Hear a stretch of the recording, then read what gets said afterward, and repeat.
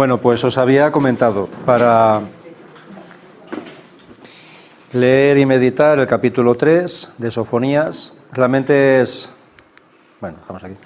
Es un libro muy cortito, son solo 3 capítulos, con lo cual es muy breve, se puede leer entero en un nada, pero vamos, os había comentado el capítulo 3, que sea un poco como la síntesis, la conclusión. Voy a leer un poquito del capítulo 3 del comienzo y luego ya desarrollamos. Dice así: Ay de la rebelde, la impura, la ciudad opresora. No ha escuchado la voz, no ha aceptado la corrección. En Yahvé no ha confiado, no se ha acercado a su Dios. Los príncipes que habitan en ella son leones rugientes, sus jueces como lobos esteparios. No dejan un hueso para la mañana. Sus profetas fanfarrones, hombres traicioneros. Sus sacerdotes profanan lo santo y violan la ley. Vive en ella Yahvé el justo, que no comete injusticia. Cada mañana dicta sentencia, no falla al amanecer. Pero el inicuo no conoce la vergüenza. Bueno, leo hasta ahí y luego ya sigue desarrollando el Señor. Bien, pues vamos a comenzar viendo un poco, digamos, también lo que es el contexto, ¿no?, del profeta Sofonías, que es un profeta de los menores, es un profeta poco conocido, pero bueno, como veremos, realmente su profecía es muy, muy potente, ¿no? Digamos que el Señor habla con mucho impacto a través de él. Y de esa manera, digamos que ya con Sofonías es un poco como esa bisagra, ¿no? Es ese profeta que está ya en el final de todo este periodo que hemos ido viendo, de los profetas de ese periodo de dominación asiria, y ya digamos que en su tiempo va a comenzar ya la siguiente dominación del Imperio Babilónico, que también va a someter, en este caso ya, a pues lo poquito que quedaba ya del pueblo de Israel, que era, digamos, un poco con poder, ¿no?, con poder político, que era la tribu de Judá, con la capital en Jerusalén, ¿vale? Bien, pues entonces, después veremos ahora un poco todo ese, cómo se pasa, ¿no?, de esa crisis en el Imperio asirio, allá ese dominio del Imperio Babilónico. Y como os digo, pues digamos que está la figura de Sofonías justamente ahí en medio en este momento. Bueno, pues el periodo babilónico no va a ser duradero, este es así todo el periodo neobabilónico, porque si os acordáis, bueno, no vamos a entrar en detalles, pero ya antes del Imperio asirio había estado el primer imperio babilónico. Digamos que siempre en toda esa zona de Mesopotamia, que es, pues digamos, la cultura más antigua que se conoce dentro de la humanidad, se conoce pues ya desde el 4000 antes de Cristo, ya hay una cultura asentada, ¿vale?, en la zona de Mesopotamia. Bien, pues siempre era un poco, digamos, ese intercambio de control entre los de la zona más al norte, lo que hoy en día sería la zona más bien de Siria, del sur de Turquía, y la zona más al sur, ya digamos un poco hacia la desembocadura del Tigris y del Éufrates, que es la actual Irak. Bien, pues era un poco siempre ese cambio de control, ¿no? Antes, previo a los asirios, habían estado los babilonios, pero después de los asirios llegan otra vez los babilonios, y como vuelve a repetirse ese imperio, también se le llama imperio neobabilónico, pero vamos, le vamos a denominar imperio babilónico porque habitualmente se le conoce como tal, y en la Biblia también nos aparece así. Bien, pues es un dominio, un imperio que no durará tanto como el asirio, porque como veis aquí, comienza en el 612 con la caída de la capital Nínive, la capital asiria, y durará hasta el 539, con lo cual es menos de un siglo, ¿vale? Pero así todo tendrá mucho poder. Bueno, este emperador, ¿os imagináis quién puede ser? Ya lo vimos en el curso pasado, en la Biblia, importantísimo, muy conocido, Nabucodonosor, muy bien, es el emperador Nabucodonosor, ¿vale?, que era el segundo. Bien, el imperio babilónico, como veis, más o menos va a tener el mismo área que el imperio asirio había tenido, porque ellos lo que hacen es, bueno, pues digamos, conquistar lo que tenían los asirios. El control que tienen los asirios, pues ellos lo asumen, ¿vale? Con lo cual sigue siendo como ese creciente fértil desde la zona de Mesopotamia. Ellos, el origen, como os digo, Asiria, los asirios estaban en toda esta zona, Nínive está aquí, ¿vale?, Asur, Nimrod, de las antiguas capitales, este era, digamos, el epicentro del imperio asirio, y el imperio babilonio pues estaba en la zona de la ciudad de Babilonia, ¿vale? Bueno, pues entonces se extienden hacia la zona del Mediterráneo y descienden ya pues también hacia Egipto.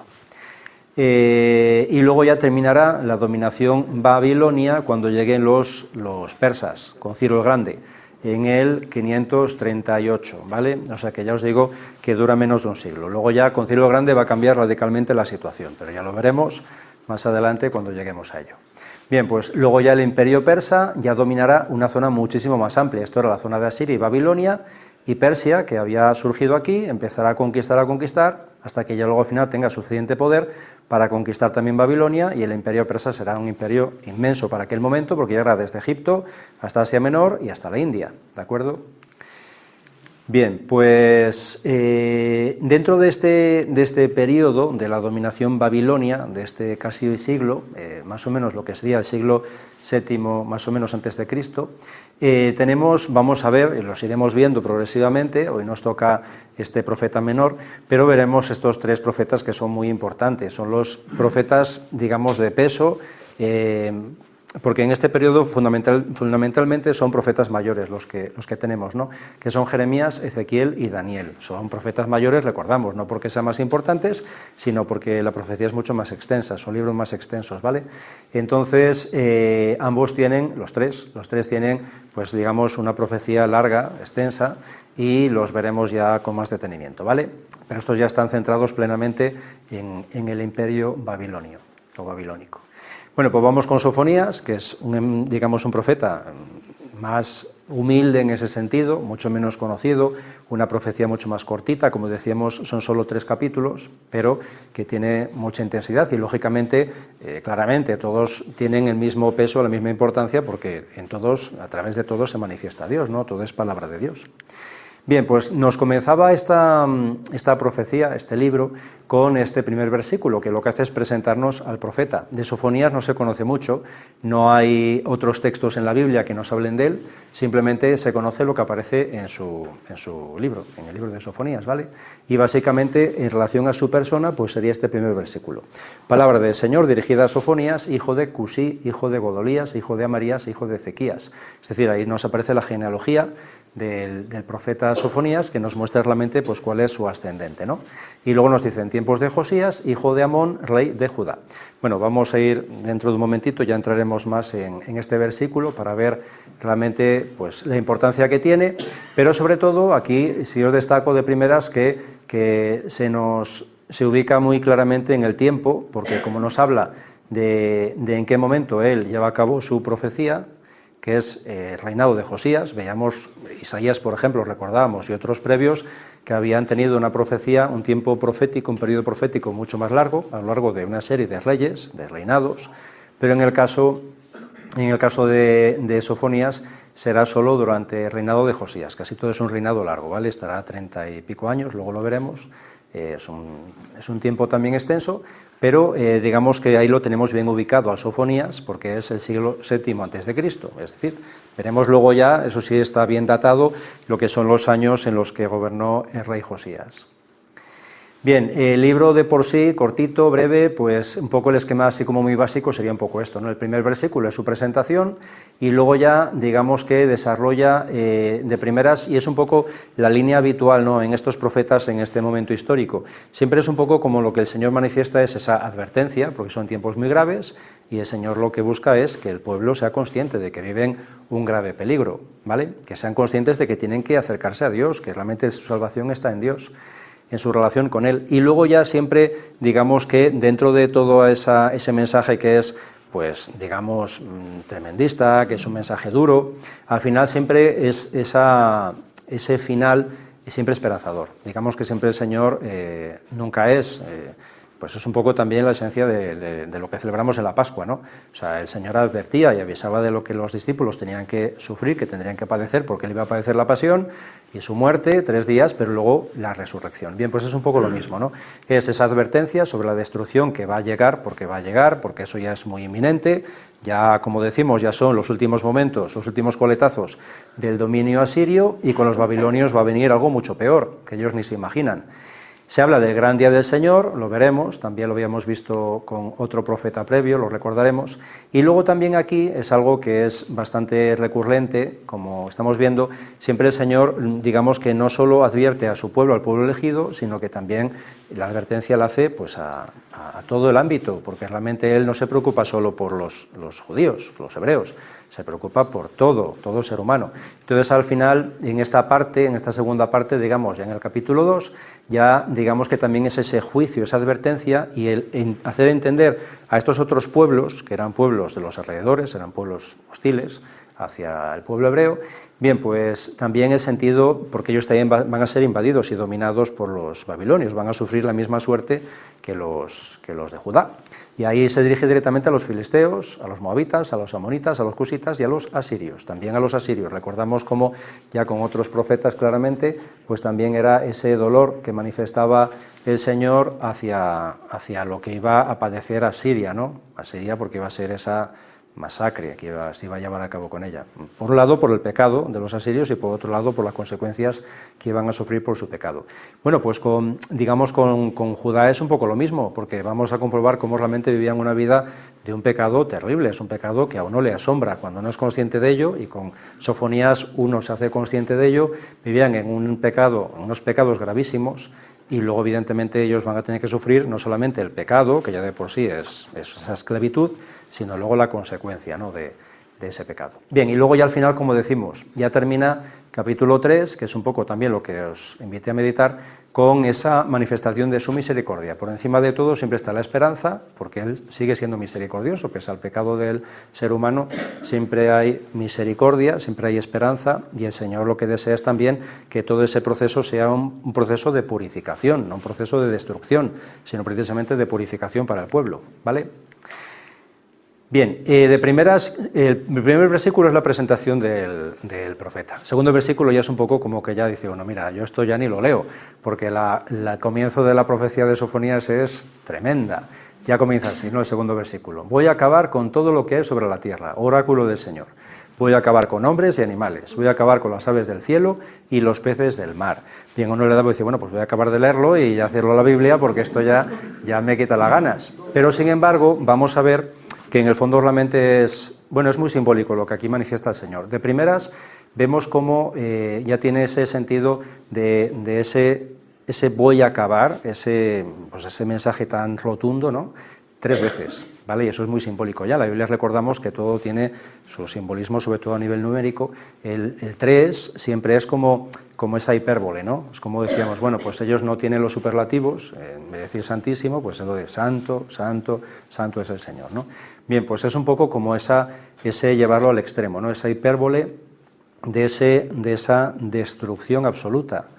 Pero al mismo tiempo también en el número 3 también se manifiesta la perfección divina, ¿vale? Ahí también está la Santísima Trinidad, la perfección en el amor y en la esencia de Dios, ¿no? Bien, pues es ahí entonces donde también se muestra cómo ese proceso, en el fondo realmente no es un proceso de destrucción, es un proceso precisamente de purificación, de orden, de volver a llevar al orden aquello que está absolutamente desordenado, ¿vale? Es llevarlo a la perfección de Dios de nuevo. Y de esa manera es muy significativo también, si os fijáis, porque digamos que aquí lo que va verbalizando el Señor a través del profeta es la antítesis de lo que ha sido la creación, ¿vale? Porque en la creación lo primero que crea Dios es, pues eso, están las aguas, y de las aguas surge la vida. Son los peces los primeros, luego son las aves del cielo, luego son los animales de la tierra, y luego al final, lo último, lo más sublime es el ser humano. Bien, pues aquí en esa destrucción es, digamos, un poco llevarlo a la inversa, es como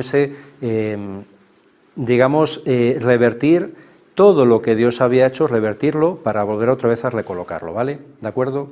O sea que el sentido es muy profundo en estos 2 versículos, ¿de acuerdo? Es ese volver otra vez a recrear. Esto al final realmente hay que volver a recrearlo, hay que volver a reordenarlo, porque esto es un caos, esto es un desorden. Veremos cómo realmente era un auténtico desorden lo que había en Jerusalén, era asombroso, algo impensable.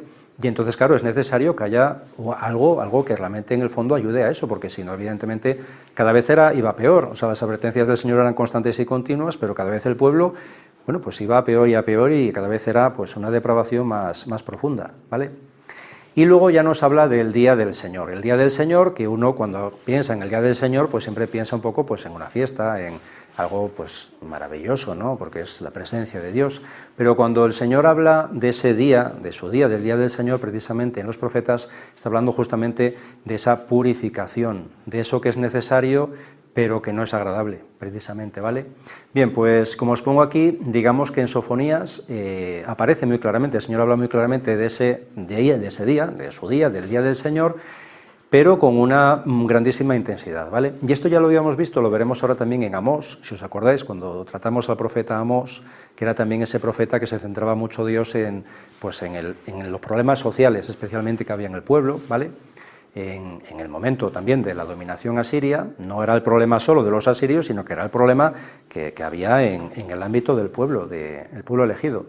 Bien, pues no solamente aparece en Sofonías, en Amós, sino que también aparece ese día del Señor, el Señor lo recuerda en toda una serie de profetas, nos aparecía también en Isaías, aparecerá en Ezequiel, en Abdías, en Joel, en Malaquías, es muy recurrente, ¿vale?, ese día del Señor.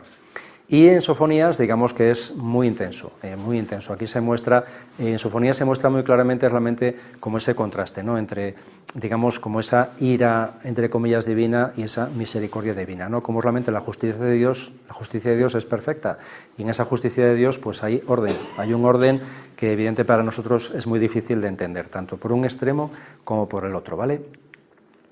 Bien, pues en Amós, que fue lo que vimos, recordamos cómo en Amós se manifestaba así ese día del Señor. Y decía, ay de los que ansían el día del Señor, ¿de qué os servirá el día del Señor? Será tinieblas y no luz.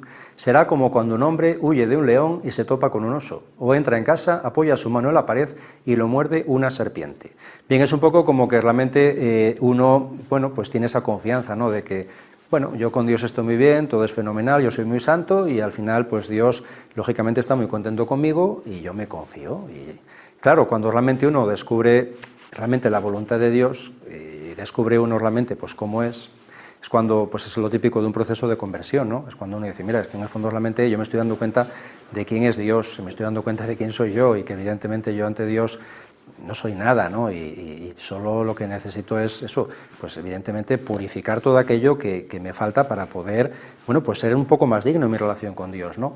Y es muy gráfico en nuestras imágenes, ¿no?, cuando uno parece que huye de otras cosas y al final parece que Dios va, digamos, a consolarme en mi maldad o en mi pecado y al final me doy cuenta de que realmente no es así, ¿no? O tan gráfico como lo de uno entra pues en la seguridad de su casa, de su hogar y de repente pues eso, lo muerde una serpiente cuando piensa que va a estar inseguro. Es decir, es como hacer consciente al pueblo, recordamos con Amós, era también esa insistencia en recordar que el culto que daban era un culto penoso, era lamentable, ¿no?, era todo hipocresía, era todo pues postureo, no había realmente un culto de corazón, era todo formalismo puro y duro, ¿no? Al final realmente los corazones estaban llenos de pecado, de injusticias, de depravación, y sin embargo luego iban al templo y bueno, pues se suponía que eran muy santos ante Dios. Bien, pues era un poco en ese sentido, ¿vale?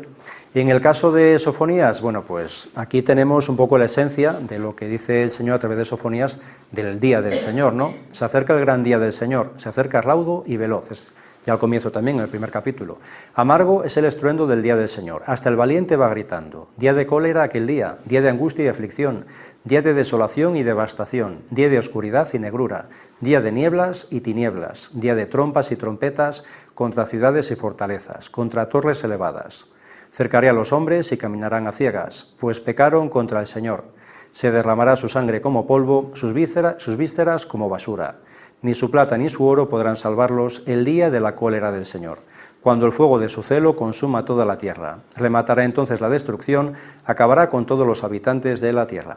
Bien, pues esto digamos que es potente, ¿no? Esto remueve muchísimo, lógicamente, y aquí estaba claro que este día del Señor para ellos iba a llegar muy pronto, porque aquí ya, digamos, esto se puede identificar con lo que va a venir con los babilonios, que, bueno, recordamos, ¿no? No anticipo nada porque ya lo sabéis, los babilonios al final, con el dominio babilonio, al final destruirán absolutamente todo.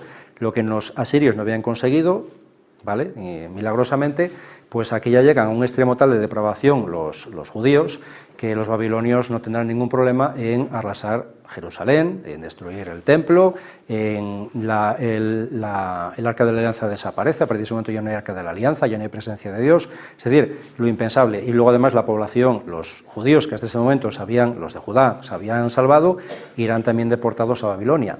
Grandísima cantidad de la población, que además la élite, ¿no? Con lo cual, evidentemente es un poco esto que se nos muestra aquí, ¿no? Cómo ellos van a realmente sufrir ese día del Señor, y no es porque Dios lo quiera. es porque en el fondo, digamos, todo pecado tiene su consecuencia. Es algo que a veces también nos cuesta asimilar, ¿no? Que yo realmente, cuando yo actúo mal, eso tiene una consecuencia, es que no es algo que sea gratuito. Cuando yo actúo bien, el Señor evidentemente todo lo tiene en cuenta. Cuando yo actúo mal, no es que el Señor lo tenga en cuenta, es que evidentemente eso tiene consecuencias en mi vida, porque eso al final pues se me carga a mí, no me lo carga Dios, me lo cargo yo mismo, ¿no? Y es un poco lo que ellos estaban labrándose constantemente, ¿no? Y es lo que el Señor siempre les advertía. En el fondo realmente lo que va a venir vendrá, no es castigo divino, es consecuencia de vuestro pecado. No es porque yo lo quiera, es porque en el fondo realmente tiene que haber una purificación. Para volver otra vez a recuperar ese orden dentro de ese caos absoluto, pues tiene que haber algo que realmente en el fondo convulsione para recolocar, ¿no? Bien, pues digamos en Sofonías lo que decimos, es un mensaje ya desde el comienzo muy potente, muy duro, muy tremendo, pero que al final lo maravilloso de Sofonías es cómo luego termina, ¿no? También la profecía de Sofonías, que es lo asombroso. Bien, lo que leía ahora, esto que leía, que ya es en el capítulo 3, el comienzo del capítulo 3, decía: ay de la ciudad rebelde, impura, tiránica, no ha escuchado la llamada, no ha aceptado la lección, no ha confiado en el Señor, no ha recurrido a su Dios. Es el lamento de Dios porque el pueblo no recurre a Él. En los problemas, cuando hay circunstancias, como en este caso, siempre es, en vez de recurrir a Dios y buscar su voluntad y tratar de, bueno, pues de aliarse, de buscar medios para solucionar hipotéticamente los problemas al margen de Dios. Los jefes que habitan en ella son como leones rugientes, sus jueces igual que lobos. Nada dejan para roer de la noche a la mañana. Sus profetas, fanfarrones y traidores. Sus sacerdotes profanan lo sagrado y quebrantan la ley. Es decir, aquí no se salva nadie. Aquí está hablando de la depravación tanto de los jefes, es decir, de la élite, digamos, en el gobierno, como de los jueces, los que tenían que llevar a cabo la ley según la voluntad de Dios, como de los profetas, como de los sacerdotes. Todos eran absolutamente corruptos en este momento, ¿vale? Y sin embargo el Señor deja claro esto: el Señor, yo, que habito en ella, soy justo, no cometo injusticia. Cada mañana va sacando a la luz el derecho, nunca falla, pero el malvado no sabe lo que es la vergüenza. Es ese contraste, ¿no? Como el Señor siempre es fiel, siempre es constante en hacer el bien, siempre ofrece, ¿no? Siempre está a disposición, y sin embargo la respuesta, en este caso del pueblo de Judá, concretamente los que quedan, pues siempre es lo contrario, ¿no? Ese rechazo absoluto. Bien, pues ahora ya entramos un poco en el contexto, viendo un poquito este comienzo de la profecía, viendo la dureza, que uno puede decir, bueno, pues es que esto es tremendo, ¿no? Cómo Dios puede hablar de esa manera al pueblo, pero es que vamos a ver cómo estaba el pueblo, ¿de acuerdo? Para entender que realmente el pueblo es que tenía que haber ahí una cosa tremenda, porque si no, evidentemente, o sea, no había posibilidad de que realmente el pueblo recibiera la gracia de Dios, porque estaban absolutamente cerrados a la gracia de Dios. Bien, pues entonces aquí lo que decíamos al principio, en esa presentación nos da esos dos detalles, ¿no? Por un lado, el tiempo en el cual está Josías profetizando, es llamado por el Señor para profetizar, y luego también es significativo en su genealogía, se nos habla de que dentro de esa genealogía su padre era Cusí, su abuelo Godolías, su bisabuelo Amarías y su tatarabuelo era Ezequías. Se cree que este Ezequías era el rey Ezequías. Recordamos, como habíamos visto, el rey Ezequías, que era este rey justo, este rey bueno. Con Isaías, cuando estuvimos con el profeta Isaías, por ejemplo, pues Ezequías sí hacía caso a Dios y hacía caso a lo que Dios le manifestaba a través del profeta Isaías, ¿vale? Se cree que entonces este es descendiente también, es decir, es de la familia real. Lo que sí está claro es que Sofonías, igual que Isaías, eran cortesanos, o sea, eran profetas cortesanos. No era un profeta del campo, no era un profeta pues, que lo hubiera sacado Dios de un ámbito totalmente al margen digamos, de la corte, sino que él de por sí estaba en la corte, ¿vale? Con lo cual, muy probablemente, era descendiente también del rey, y luego lo que decimos, ya entonces estaba emparentado directamente también con el rey Josías, que en ese momento gobernaba, ¿vale? Recordamos un poco esto, ¿no? Había profetas que eran cortesanos, que directamente ahí sí se les tenía en cuenta o no se les tenía en cuenta, dependía, pero digamos que era como tenían una figura muy importante dentro de la corte, porque el rey, digamos, que tenía esa obligación de escuchar al profeta, ¿vale? De hacerle caso, de atenderle. Bien, ¿os suena esta imagen? Sí, ¿no? ¿De qué os suena? Claro, esta es una de las imágenes que tenemos en el monasterio, en el patio de Reyes del monasterio de San Lorenzo. Bien, pues entonces aquí tenemos al rey Josías, ¿vale? Josías gobernará del 640 al 609. Como veis, unos cuantos años, ¿vale? Es un gobierno largo para aquellos tiempos. ¿Y al lado quién está? Manasés. ¿Quién era Manasés? Que lo vimos. ¿Era bueno? No. Era de lo peor. Era Manasés concretamente era su abuelo, ¿vale? Era abuelo de Josías, ¿de acuerdo? Estaba, Manasés tuvo un hijo que era Amón, fue rey, y luego Amón tuvo a Josías. Josías, veremos cómo fue un rey de los más justos, de los más buenos, un rey muy bueno, ¿vale? Pero recordamos que su abuelo era lo más depravado, lo recordamos, ¿no? Recordamos que él, digamos que vuelve a recuperar. Manasés era hijo de Ezequías. Ezequías era un rey santo, un rey bueno, un rey justo, estaba con Isaías, pero luego Manasés es el que lo invierte todo otra vez. Y según la tradición judía, habíamos visto cómo la tradición judía dice que Manasés fue el que mandó aserrar a Isaías. Isaías moriría aserrado por mandato de Manasés, ¿de acuerdo? Es decir, que Manasés era pues un depravado. Bien, pues entonces, con Manasés y con Amón, que ni aparece aquí, con estos dos reyes, digamos que el pueblo empieza otra vez a degradarse. Y es cuando llega Josías al poder, cuando ya intenta recuperar un poco el orden, ¿vale? Bien, se nos dice esto en el segundo libro de Reyes. Tenía Josías 8 años, es decir, pues un niño pequeñito, cuando inició su reinado, porque su padre había muerto, y reinó 31 años en Jerusalén. Hizo lo recto a los ojos del Señor y siguió en todos los caminos de David su padre, sin desviarse a derecha ni a izquierda. Es decir, un rey bueno, ¿vale? Josías fue un rey bueno. Llega un punto en el cual, dentro de su gobierno, de su reinado, que él decide restaurar, porque el templo estaba muy abandonado, porque ya decimos que Manasés, su abuelo, y su padre Amón, pues eran como eran, y el templo estaba muy abandonado. Recordamos el templo de Salomón, que era muy solemne. Entonces llega un punto en el cual decide pues, que se restaure, que se ponga en condiciones, que sea un templo digno. Y entonces se nos dice, el sumo sacerdote Gilquías dijo al secretario Safán, he hallado en el templo del Señor un libro de la ley. Gilquías entregó el libro a Safán, que lo leyó. Cuando el rey oyó las palabras del libro de la ley, rasgó sus vestiduras. ¿Por qué? Claro, lo sorprendente es que no sabían que había ley. O sea, no había ningún libro de la ley en el templo en ese momento. Estaba desde Manasés, desde su abuelo, habían erradicado totalmente la palabra de Dios. Entonces, claro, él no había la Torá, hablamos de la Torá, de la ley, de lo que es el Pentateuco. Entonces, cuando de repente descubren que estaba escondido allí en el templo al hacer la restauración, descubren que hay escondido pues un rollo, el libro de la ley, el Pentateuco. Y entonces, cuando se ponen a leerlo, dice, madre mía, pues que aquí estamos haciendo justamente lo contrario a lo que Dios quiere. O sea, lo que estamos haciendo son barbaridades, porque la voluntad de Dios, que es esto, no tiene nada que ver. Entonces es cuando se rasga las vestiduras, ¿no? Desesperado porque ve que esto es toda una depravación, es que no tiene nada que ver el culto que están dando y la vida que están llevando con lo que era la voluntad de Dios. Pero fijaros hasta qué punto, que es que habían hecho desaparecer los libros sagrados, no había Torá. O sea, la palabra de Dios la habían desechado, ¿de acuerdo? Hasta ese punto. Bien, pues luego las consecuencias, aquí se nos empieza a relatar, y os pongo algunos ejemplos de las consecuencias de lo que se llevaba a cabo en el templo de Jerusalén, ¿vale? Entonces él intenta hacer una reforma radical del culto. El rey ordenó a Gilquías, al segundo de los sacerdotes y a los guardias del umbral, que sacaran del santuario del Señor todos los objetos fabricados para Baal, Aserá, que era la diosa Astarte, y todo el ejército de los ídolos. Es decir, el templo estaba lleno de ídolos paganos. El templo de Jerusalén estaba lleno de ídolos paganos y la gente, incluso el rey Josías, pensaba que eso era lo que tenía que ser. Suprimió los sacerdotes paganos, designados por los reyes de Judá, es decir, su padre y su abuelo, los cuales quemaban incienso en los altozanos en las ciudades de Judá y en los alrededores de Jerusalén. Derribó igualmente las dependencias de los consagrados a la prostitución, que estaban en el templo del Señor, donde las mujeres tejían velos para Aserá, es decir, para Astarte.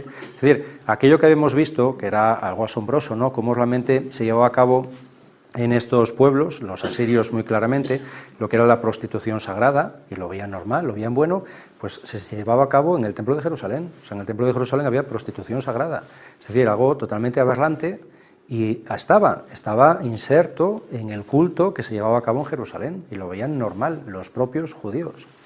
Profanó el Tofet del valle de Ben-Hinón, es decir, de la Gehenna, para que nadie hiciera pasar por el fuego a su hijo o a su hija en honor de Molec. Recordamos también, como Manasés había vuelto a recuperar su abuelo esa matanza, ¿no? Ese sacrificar a los primogénitos. Bien, pues se seguía manteniendo. Durante esas generaciones se seguía manteniendo allí en la Gehenna, en ese valle, en el valle de Ben-Hinnom, ese Tofet, que era como un altar donde se llevaban a cabo los sacrificios de los primogénitos, de los bebés, como ofrenda ritual al dios Molec, ¿de acuerdo? Bueno, pues aquí nos podemos hacer una idea realmente de cómo estaba Jerusalén, y hablamos de Jerusalén, no estamos hablando ya de cómo estaba Nínive, la ciudad pagana, o de cómo luego estará Babilonia, estamos hablando de Jerusalén, del lugar donde estaba la presencia de Dios, estaba el Arca de la Alianza. El lugar donde estaba el Arca de la Alianza, pues allí mismo había prostitución sagrada, allí mismo había todo tipo de cultos idolátricos, se seguían haciendo sacrificios rituales al lado del templo.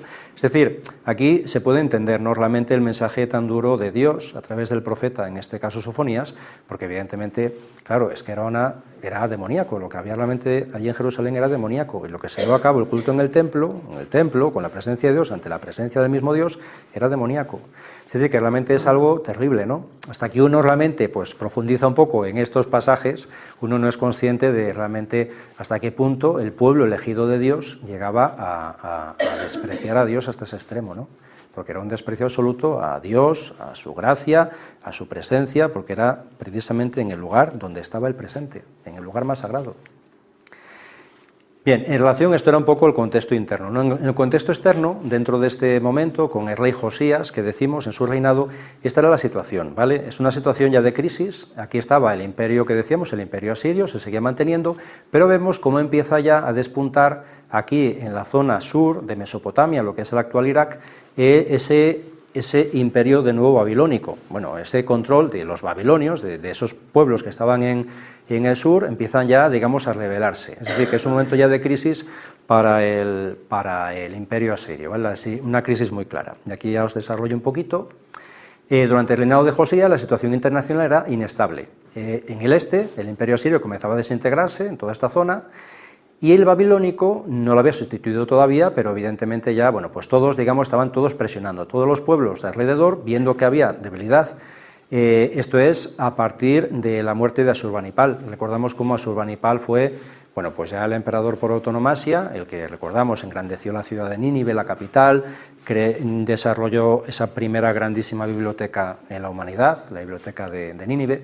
Bien, pues cuando él muere, siempre hay momentos de crisis, lo que decíamos, en cuanto moría un emperador, había momentos de crisis, porque evidentemente había esas confabulaciones para ver quién iba a subir al gobierno, quién iba a controlar, había crisis interna y, lógicamente, los pueblos de alrededor siempre aprovechaban para ver si en ese momento podían también favorecer que hubiera más crisis, ¿vale? Bueno, todos los pueblos de alrededor, digamos que salían contra Asiria, y entonces Babilonia, o sea, los pueblos del sur, de la zona del delta, como quien dice, pues aprovechan, ¿no? Y es cuando empiezan a hacerse más poderosos y empiezan otra vez a reconquistar ese control los babilonios contra los asirios, ¿vale? No se ponía algo más aquí. Sí, al oeste Egipto todavía se estaba recuperando de la dominación asiria, pero ya no estaban dominados por los asirios, ¿vale? Bien, pues entonces, debido a toda esta situación de crisis, Judá, que estaba aquí como reino independiente, digamos que tenía capacidad de autogestión. En ese momento pueden gobernarse, no tienen esa presión por parte de los asirios, se sienten más seguros y más poderosos, ¿vale? Bien, en ese momento hay un rey en el sur, en Babilonia, en ese nuevo reino que se va gestando, que era Nabopolassar, que aprovecha, en cuanto muere Asurbanipal, el gran Asurbanipal, empieza a asediar, a tratar de reconquistar, y es cuando destruye Nínive en el año 612, ¿vale? Bien, pues entonces Egipto tenía miedo a que, digamos que ya habían sufrido con los asirios, veía que con los babilonios podía ser también mucho peor. Y entonces, digamos que Egipto decide ir a apoyar a Asiria, aliarse con Asiria para que los babilonios no tengan tanto poder, ¿vale? Y es el faraón Necao II, luego veremos lo que nos aparece en la Biblia, el que lleva un ejército directamente desde Egipto hacia la zona de Mesopotamia. Y van por la que era la vía Maris, que luego la veremos, que es la vía que iba todo por el mar Mediterráneo, que era la zona, digamos, más cómoda para desplazarse, ¿vale? Pero ¿qué pasa? Que en un punto concreto se encuentra con que estaba Josías con sus tropas que querían evitar que ayudaran a Asiria, porque, claro, a ver, los judíos veían que se estaban librando de los asirios y decían, bueno, pues esta es la oportunidad que tenemos para librarnos definitivamente de los asirios. Si a los babilonios también les están presionando por el sur, vamos a animar a que los babilonios pues erradiquen a los asirios. Claro, ellos no se esperaban lo que luego iba a ocurrir, ¿vale? Y sin embargo los egipcios tenían ahí más ojo y veían que Babilonia iba a ser un peligro mayor que los asirios, ¿vale? Bien, pues esta es la Vía Maris. Esta es la Vía Maris, que es una vía histórica de siempre, de milenios, que comunicaba el delta del Nilo con el delta del Tigris y el Éufrates, con Mesopotamia. Iba por Vía Maris porque atravesaba la zona del Mediterráneo y luego entraba hacia Damasco. Y luego desde Damasco ya se iba hasta el río Éufrates y ya luego bajaban hacia el sur, ¿vale? Bien, aquí en esta zona es donde está Meguido. Esto es Galilea, ¿vale? Esto es Samaria y este es el Mediterráneo. Aquí concretamente en esta zona ellos no podían seguir yendo por la costa porque está el Monte Carmelo, ¿vale? ¿De acuerdo? Entonces el Monte Carmelo no podían pasar por ahí porque eran acantilados, tenían que meterse por la zona más baja, que era esta zona, y aquí estaba Meguido. Era un paso, que es esta ciudad, que era una ciudad importantísima porque era el punto más estratégico de toda esta área de Levante, ¿vale? Porque era el único paso que había hablamos de, lógicamente, tropas, un ejército, pues infantería, caballería, con carros, con lo que fuera. Entonces tenían que pasar por aquí. Bien, pues aquí estaba Meguido, ¿vale? Aquí es donde se va Josías. Josías va a Meguido con sus tropas porque sabe que aquí pueden intentar combatir a los egipcios, no en la frontera con Egipto, que aquí no tiene ninguna posibilidad, sino luego ya aquí, más arriba, ¿vale? Y es ahí donde ellos sufren la derrota contra los egipcios. Los egipcios, evidentemente, llevaban pues un ejército mucho más poderoso. Bien, pues entonces Josías muere en Meguido, en esa batalla, y Egipto sigue avanzando, y llegan hasta Carquemis, que Carquemis estaba aquí, era donde querían ir, aquí arriba, en el Éufrates, ¿vale? Ellos luego van por aquí, pasan Meguido, suben por aquí, van a Carquemis, y aquí estaban las tropas asirias, porque ya los babilonios habían conquistado muchísimo territorio. Bien, pues entonces ahí en Carquemis es lo que también se nos relata históricamente. Hay otra batalla en el 605, que tras haber el faraón romano Necao II haber vencido a Josías, va hasta allí y se une con los asirios para luchar contra los babilonios en las orillas del Éufrates, pero no consiguen, y aquí entonces es la batalla definitiva. Esta batalla es muy importante porque este es el momento en el cual ya los asirios quedan erradicados. Ya los asirios a partir de este momento ya desaparecen de la historia de la humanidad, y es ahí donde realmente ya el imperio babilonio ya es dominante en todo el área, ¿vale? Es decir, que esta batalla en el año 605, Carquemis, es cuando pasa totalmente el control asirio al control babilonio, ¿de acuerdo? Y ahí previamente era donde había muerto el rey Josías, este rey justo. Bien, a partir de ese momento ellos dominan ya toda la zona. Fijaros que los asirios estaban ya aquí, en Carquemis, está aquí, ¿vale? O sea, toda esta zona ya en este momento estaba dominada por los babilonios. Ya habían arrasado Nínive y ya habían llegado hasta ahí, ¿de acuerdo? Con lo cual ya los asirios tenían ya muy poquito poder. Bien, pues entonces los egipcios tienen que replegarse, desaparecen, y aquí ya a partir de este momento, lógicamente, como Judá se había aliado con los egipcios, los babilonios ahora van a ir a saco contra Judá y contra Jerusalén, estaba claro.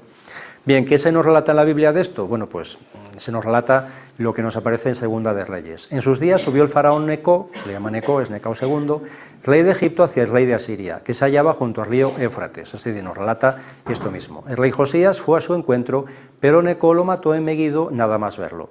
Pues lo mismo. Sus servidores trasladaron el cadáver de Josías en carro desde Meguido, lo condujeron a Jerusalén y le dieron sepultura en su sepulcro. Bien, esto que tenemos aquí es lo primero que se supo, porque todo este desarrollo histórico es posterior. Es decir, en un momento del imperio asirio veíamos cómo no se sabía básicamente nada, antes de que se empezara a investigar arqueológicamente. Lo que se sabía era por lo que aparecía en la Biblia. De Nínive no se sabía nada, se creía que a lo mejor era todo mito lo que aparecía en la Biblia, luego se comprobó que era cierto. En relación a esto igualmente, esto que nos aparece en segundo libro de Reyes, del faraón Neco, que había ido hasta el Éufrates para luchar contra los babilonios, tampoco se sabía nada históricamente, no había documentación extrabíblica, hasta que luego ya se descubre, que lo veremos. Con lo cual lo que se ve es cómo realmente la Biblia también, en estos libros históricos, nos relata todos estos hechos que son absolutamente históricos, pero que además no se conocían, ¿de acuerdo? Hasta cierto punto, hasta el siglo XIX, en principio, no se empieza a descubrir otra documentación que digamos que confirma esto. Es decir, hasta ese momento se pensaba que esto podía ser cierto, o a lo mejor no era cierto, a lo mejor era todo pues fantasías de los judíos, de los hebreos, ¿vale? Y luego se comprueba que realmente es así, ¿de acuerdo?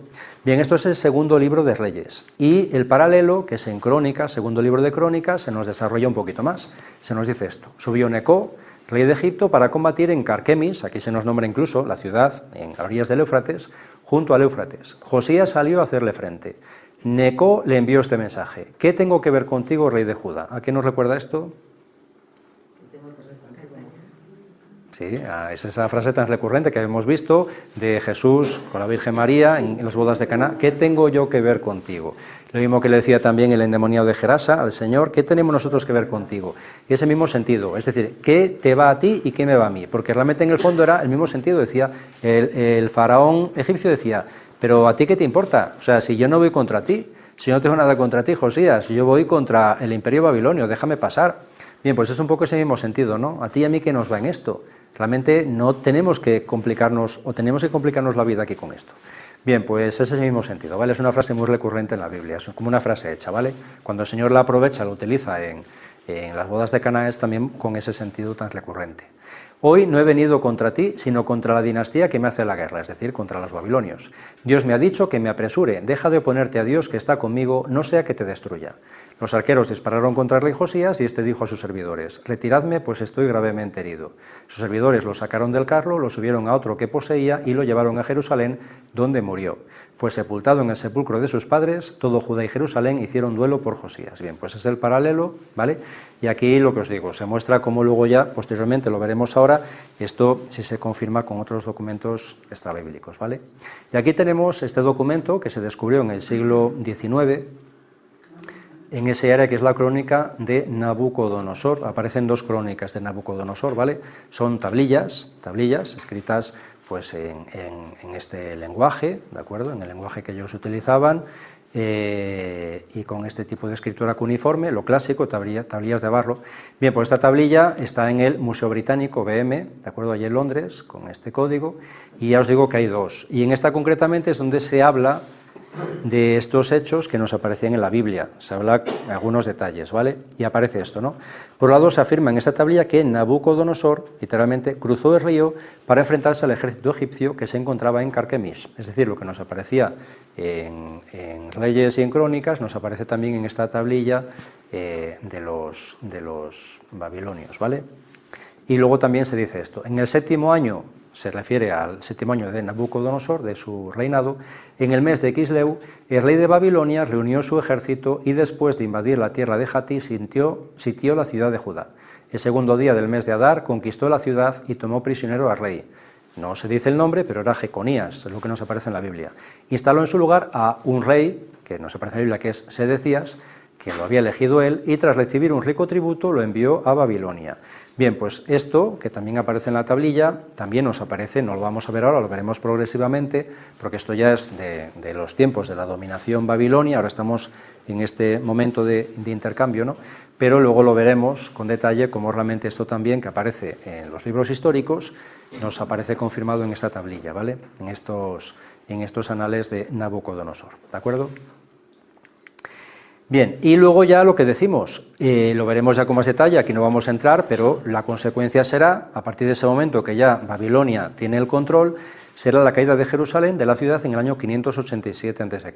Y esto ya es la debacle, por lo que decíamos, era algo que nadie se imaginaba, después de haberse salvado milagrosamente absolutamente con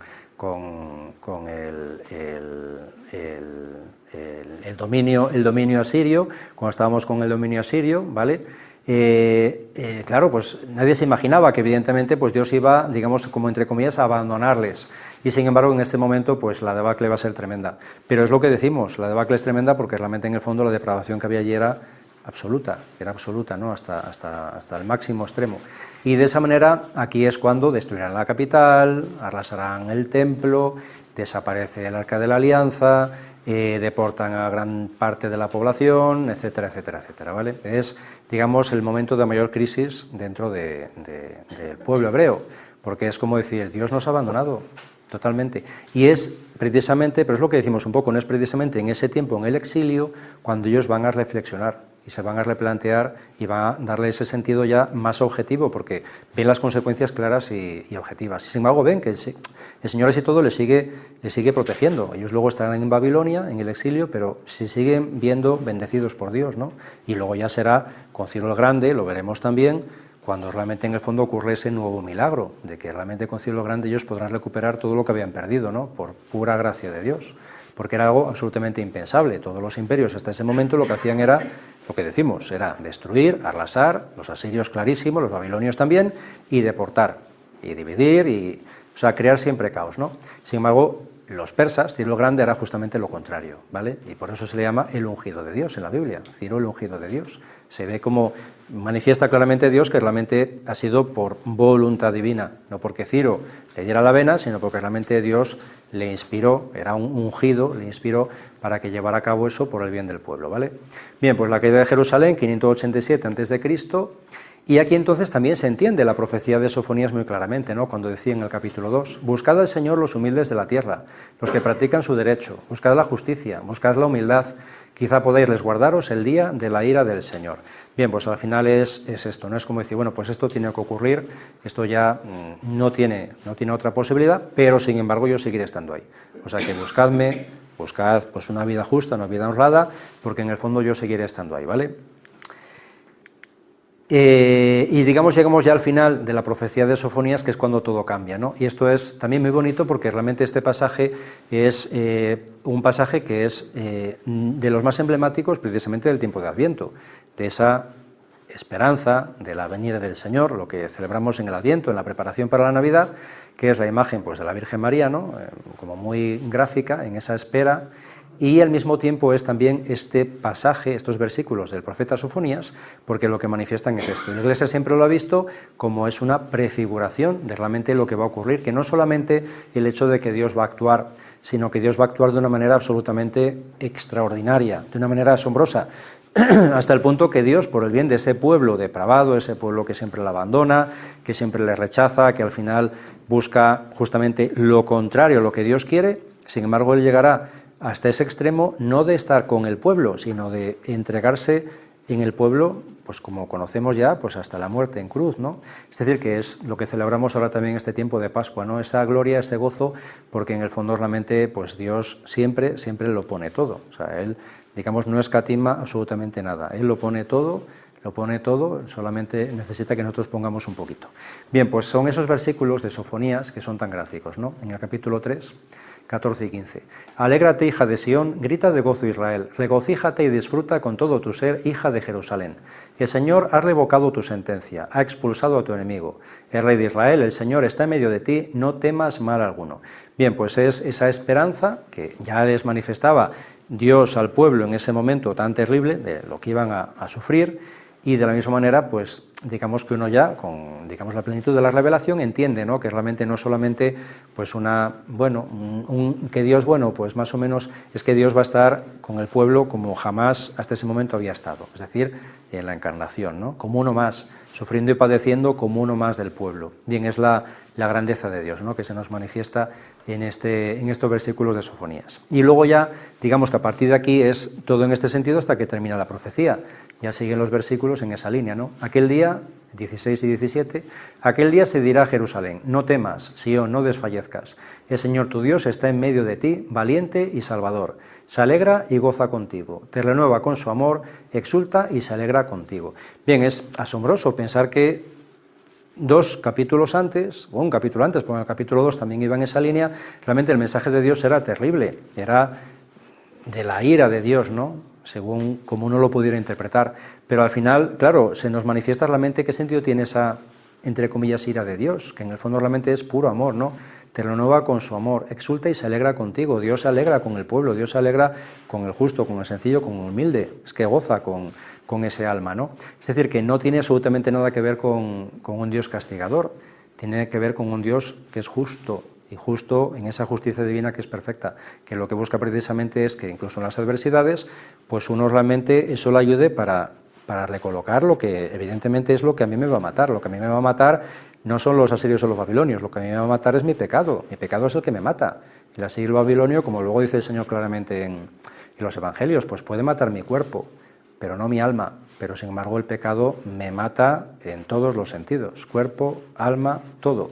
Es decir, que en el fondo es ese anhelo que tiene Dios, ¿no? Y que se manifiesta a través de profetas Sofonías, de que a veces es necesaria esa purificación y es necesario que evidentemente uno pase por situaciones muy de crisis, pero para resucitar, que es la esencia de la cruz. El Señor evidentemente lo que nos muestra con la cruz es el sentido de la cruz para poder resucitar, no para morirnos, sino precisamente para revivir, para alcanzar la plenitud. Y sigue, ¿no? Salvaré a los tullidos, reuniré a los dispersos, les daré alabanza y renombre a cambio de la vergüenza que pasaron. Bien, pues es todo este mensaje de esperanza, ¿no? Como también es tan gráfico y tan revelador en relación a lo que luego se manifiesta con el Señor en la vida pública. Pues igual aquí tenemos a este paralítico de la piscina de Betesda, como también pues ese salvar a los tullidos, ¿no? Ese dar alabanza y renombre a cambio de la vergüenza que pasaron, ¿no? Este hombre que bueno, pues que vivía la condición que vivía tantos años, además a consecuencia de su propio pecado, que es lo que deja claro el Señor, no era algo accidental, no era algo que Dios hubiera querido, sino que era consecuencia de su pecado personal, el que fuera, y sin embargo el Señor le da alabanza y renombre, pues evidentemente este hombre en el fondo es conocido universalmente, el paralítico de Betesda, ¿vale? Es un caso emblemático, ¿no? De, digamos, como muy simbólico de realmente lo que el Señor desea hacer con cada uno de nosotros, ¿no? y lo que quiere llevar también a cabo con el pueblo. Y ya termina con este versículo, es el último. Cuando os haga volver, cuando os reúna, os daré renombre y alabanza entre todas las naciones de la tierra. Cuando cambie vuestro destino ante vuestros ojos, dice el Señor. Bien, pues es ese mensaje de esperanza que también es tan revelador en el sentido de lo que vamos a celebrar. Ahora esta semana también el Señor nos anima a seguir recordando la figura del Espíritu Santo, la importancia del Espíritu Santo en nuestras vidas, pero luego ya pues en 2 domingos celebraremos Pentecostés, ¿no? Y es un poco también como esa plenitud de ese estar en comunión entre todos y con Dios para luego para dar ese renombre y alabanza en todas las naciones de la tierra, ¿no? Y bueno, pues todo ese misterio, ¿no?, que el Señor desea para nuestras vidas, pues es bonito ver cómo ya se manifiesta en Sofonías y cómo realmente en el fondo el Señor, a través de este profeta, le da un sentido maravilloso a algo que evidentemente van a tener que sufrir, pero van a tener que sufrir por su depravación, por todo lo que ellos han ido acumulando de pecado, que evidentemente, pues lo que decimos, ¿no?, el pecado siempre tiene consecuencias, no hay pecado gratuito, el pecado siempre pesa y por eso el Señor precisamente nos invita siempre a eso, a liberarnos del pecado, a que el pecado para mí tiene un peso insoportable, pero para Dios el pecado es nada, porque el pecado es ausencia de Dios. La medida que yo pongo a Dios ahí, pues Él neutraliza y anula todo pecado, toda oscuridad, toda tiniebla, porque evidentemente Él es luz, Él es gracia. Con lo cual es ese mensaje pues que también deseaba manifestar al pueblo, que esencialmente era de esperanza, ¿no?, de vivir esa esperanza dentro del dolor que tendrán que pasar, ¿vale? ¿Alguna cosa que comentar?